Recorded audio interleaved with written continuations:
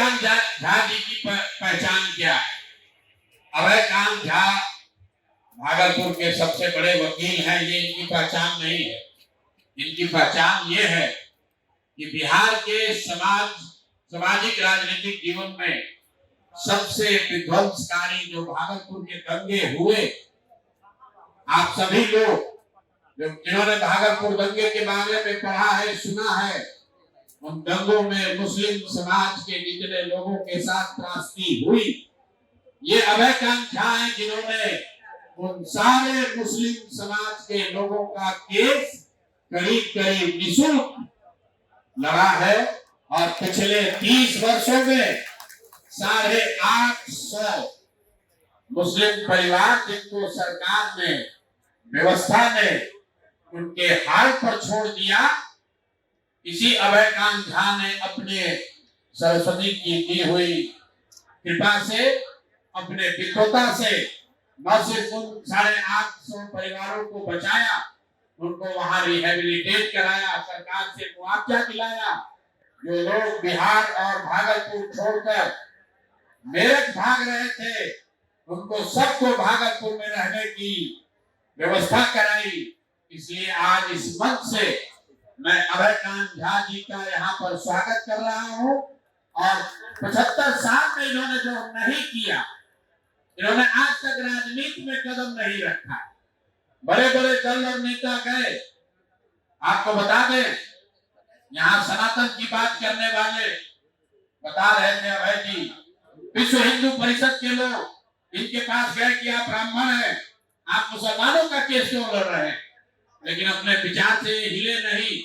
हमने कहा था कि जन स्वराज में हर समाज से अच्छे लोग निकाल कर लाएंगे, और जब बहुत सारे लोग हो जाएंगे तो उसमें से तय किया जाएगा कि हर समाज का अच्छा आदमी इसका भागीदार बने। तो जब 243 की सूची पूरी होगी तो शायद ही कोई बिहार का समाज बचेगा जिसकी भागीदारी नहीं होगी।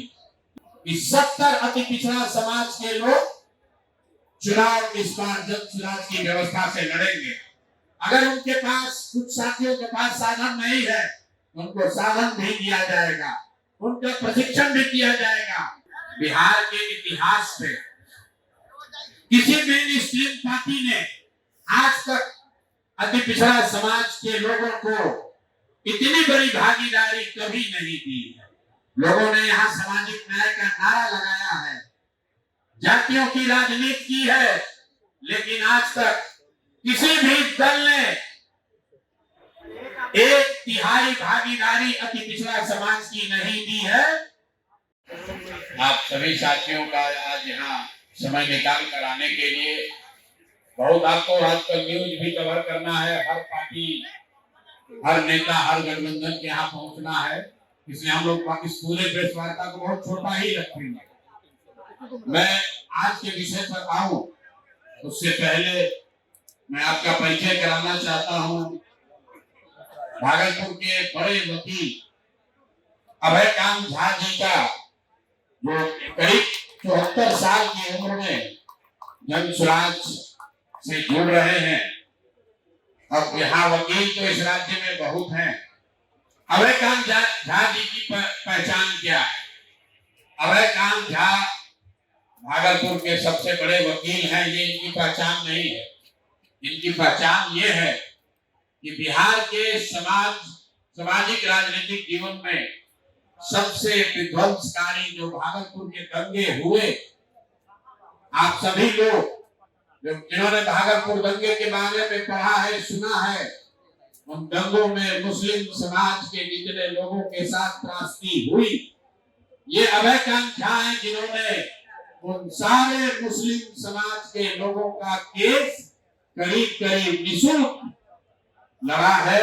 और पिछले 30 वर्षों में 850 मुस्लिम परिवार जिनको सरकार ने, व्यवस्था ने उनके हाल पर छोड़ दिया, इसी अभय कांत झा ने अपने सरस्वती की दी हुई कृपा से, अपने विद्वता से न सिर्फ उन 850 परिवारों को बचाया, उनको वहां रिहेबिलिटेट कराया, सरकार से मुआवजा दिलाया। जो लोग बिहार और भागलपुर छोड़कर मेरठ भाग रहे थे, उनको सबको भागलपुर में रहने की व्यवस्था कराई। इसलिए आज इस मंच से मैं अभयकांत झा जी का यहाँ पर स्वागत कर रहा हूँ। और 75 साल में इन्होंने जो नहीं किया, इन्होंने आज तक राजनीति में कदम नहीं रखा। बड़े बड़े दल और नेता गए, आपको बता दें, यहाँ सनातन की बात करने वाले बता रहे थे अभय जी, विश्व हिंदू परिषद के लोग इनके पास गए कि आप ब्राह्मण हैं, आप मुसलमानों का केस क्यों लड़ रहे हैं, लेकिन अपने विचार से हिले नहीं और 75 साल में कभी राजनीति में कदम नहीं रखा। आज जन स्वराज के इस व्यवस्था परिवर्तन के अभियान का हिस्सा बन रहे हैं। हिस्सा ही नहीं बन रहे हैं, जैसे भीष्म पितामह ने गांधी उठाई थी, वैसे भागलपुर से जन स्वराज के उम्मीदवार भी होंगे। तो एक बार इनका तहे दिल से शुक्रिया कर रहा हूँ, इनका अभिनंदन कर रहा हूँ। बाकी मैं आपको सिर्फ 2 बात बताऊंगा। सूची बनाने और जारी करने की जिम्मेवारी राज्य के इस पार्टी के नेताओं की है, लेकिन जो हम लोगों ने वादा किया था कि जिस समाज की जितनी संख्या है उसको उतनी भागीदारी जरूर दी जाएगी।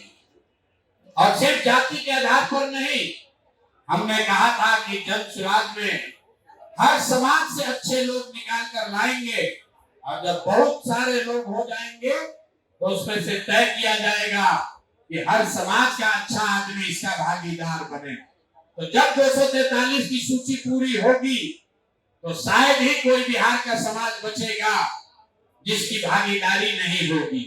लेकिन बिहार में सबसे बड़ी आबादी अति पिछड़ा समाज की है और मैंने मंच से घोषणा की है कि 70 अति पिछड़ा समाज के लोग चुनाव इस बार जन स्वराज की व्यवस्था से लड़ेंगे। अगर उनके पास, कुछ साथियों के पास साधन नहीं है, उनको साधन भी दिया जाएगा, उनका प्रशिक्षण भी किया जाएगा। उसी वादे के तहत आज जो सूची जारी हो रही है और पिछली जो सूची जारी हुई है, आज कुल 66 नाम जारी किए जा रहे हैं। 66, इससे पहले 51 नाम जारी किए गए थे। सॉरी, इस बार 65 आज हो रहा है, पहले 51 हुआ है, तो दोनों मिलाकर 116 सीट हुआ। 116 में 25 रिजर्व है, आरक्षित सीटें 25 जो हम लोग रिजर्व घोषित कर रहे हैं, बच गई 91। 91 में 31 अति पिछड़ा समाज को भागीदारी दी गई है।